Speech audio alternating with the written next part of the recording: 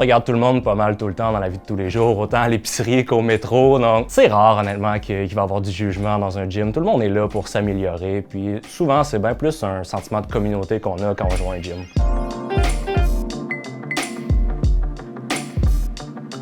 Moi, c'est Anthony Couturier, je suis kinésiologue au studio Locomotion et athlète de bobsleigh sur l'équipe nationale canadienne. S'entraîner dans un gym, c'est intimidant. Ça peut être vrai pour certains. Il y a plein de trucs qu'on connaît pas quand on commence dans un gym, il y a plein de machines qu'on sait pas comment ils fonctionnent. Je pense que c'est vraiment d'y aller avec l'esprit ouvert puis de demander conseil si on en a besoin. Si jamais on y va de cette façon-là, ça risque d'être beaucoup moins intimidant. Pour avoir de plus gros bras, il faut bencher plus lourd. Je dirais que c'est faux à 50%. Donc le bench, on n'a pas vraiment besoin de l'utiliser. Il y a plusieurs variantes qui vont être plus adaptées pour ce type d'objectif-là. Par contre, je suis d'accord avec la portion qui dit qu'il faut lever plus lourd. Donc à l'entraînement, on va vouloir avoir un principe qui est celui de la surcharge progressive. Donc quand mon corps s'adapte à ma routine d'entraînement, je vais vouloir augmenter peut-être le nombre de répétitions ou les charges pour continuer de progresser. S'entraîner avec des charges lourdes, c'est dommageable pour les articulations. C'est faux, même que je dirais que c'est le contraire. C'est une des meilleures choses qu'on peut faire pour nos articulations. Quand je m'entraîne, mes muscles s'adaptent au stress en devenant plus forts, plus résilients.